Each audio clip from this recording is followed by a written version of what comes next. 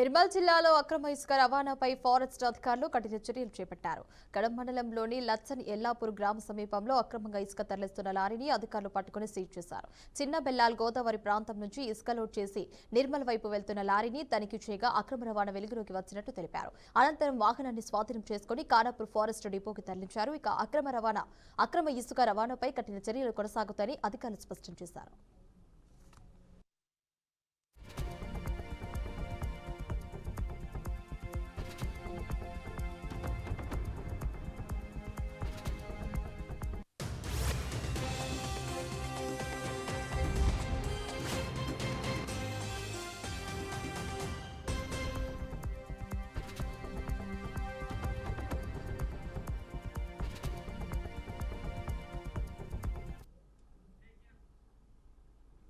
కడప జిల్లాలోని ఇద్దరు దళిత యువకుల అనుమానాస్పద మృతి అయితే ఘటన కలకలం రేపుతుంది.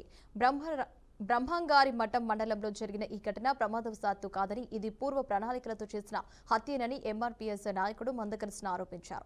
ముఖ్యంగా తక్కువ కులానికి చెందిన యువకుడు ప్రేమ వ్యవహారం కారణంగా ఈ దారుణం జరిగిందని నిందితులను వెంటనే అరెస్టు చేయాలని ఆయన డిమాండ్ చేశారు. ఈ ఘటనపై సమగ్ర విచారణ జరపాలని కోరుతూ కడప ఎస్పీకి వినతి పత్రం అందజేశారు. రాజకీయ ఒత్తిళ్లకు లోను కాకుండా నిజాలు వెలికి తీయాలని, బాధ్యులపై కఠిన చర్యలు తీసుకోవాలని ఎంఆర్పీఎస్ నాయకులు కోరుతున్నారు. మూడమాల గ్రామానికి సంబంధించిన సతీష్ది, గుండాపురం గ్రామానికి సంబంధించిన ఓబ్లేసిది ప్రమాదవశాత్తు జరిగిన మరణాలు కావు. ముమ్మాటికి వాళ్ళిద్దరిని పట్టుకొని వాళ్ళని హింసలు పెట్టి వాళ్ళని చంపారు. ముమ్మాటికి ఇవి ప్రమాదవశాత్తు మరణాలు కావు. ప్రమాదవశాత్తు వాళ్ళు మరణించలేదు. వాళ్ళని ముమ్మాటికి హత్యలు చేశారు.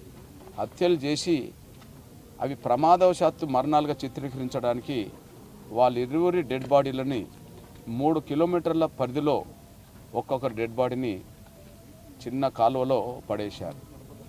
వారిరువురు యువకులు.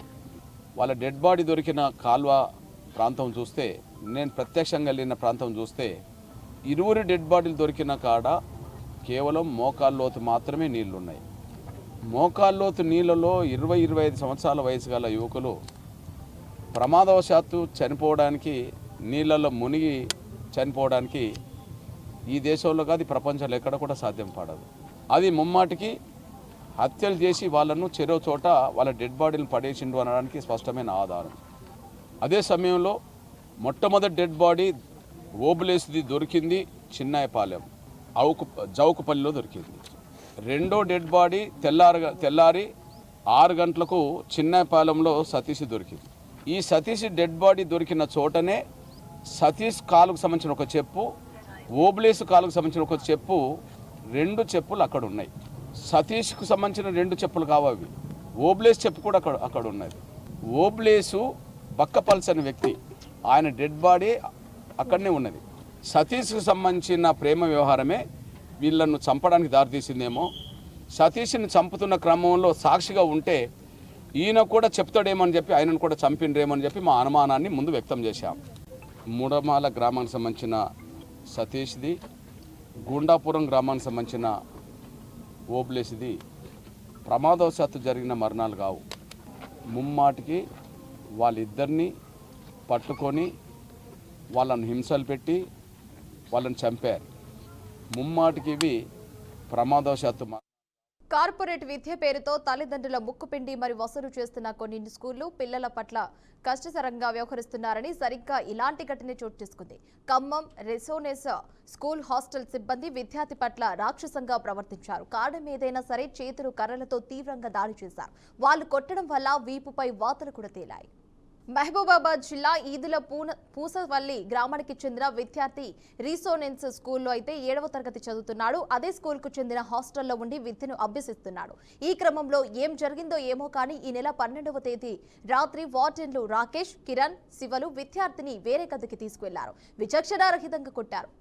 గది నుంచి కూడా కాసేపటికి బయటకు వచ్చిన బాధిత విద్యార్థి ఒంటి నిండా గాయాలు కనిపించాయి. నొప్పితో అల్లాడిపోయారు. ఈ విషయాన్ని తల్లిదండ్రులు గుర్తించడంతో రీసోనెన్స్ స్కూల్ హాస్టల్ సిబ్బంది వ్యవహారం అయితే బయటపడింది.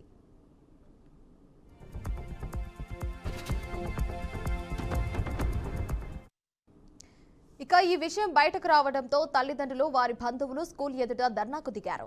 యాజమాన్యం తీరుపై భగ్గుమన్నారు. ఇక రోడ్డుపై బైఠాయించి స్కూల్ తీరుకు వ్యతిరేకంగా నినాదాలు చేశారు. దీంతో అక్కడ కొద్దిసేపు ఉద్రిక్తత పరిస్థితులు తలెత్తాయి. బాధిత విద్యార్థి తండ్రి ఫిర్యాదు మేరకు 3 వార్డులపై 2వ పట్టణ పోలీస్ స్టేషన్లో కేసు నమోదు చేశారు విద్యార్థులు. విద్యార్థుల భద్రతపై మరోసారి ప్రశ్నలు ఉత్పన్నమవుతున్నాయి. ఇక పాఠశాలలో క్రమశిక్షణ పేరుతో జరుగుతున్న దాడులపై కఠిన చర్యలు అవసరమని స్థానికులు అభిప్రాయపడుతున్నారు.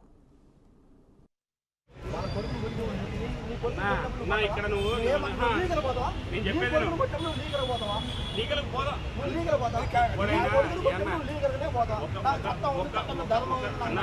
తప్పు జరిగినప్పుడు మనం కూడా అదే తప్పు చేయడం కరెక్ట్ కాదు.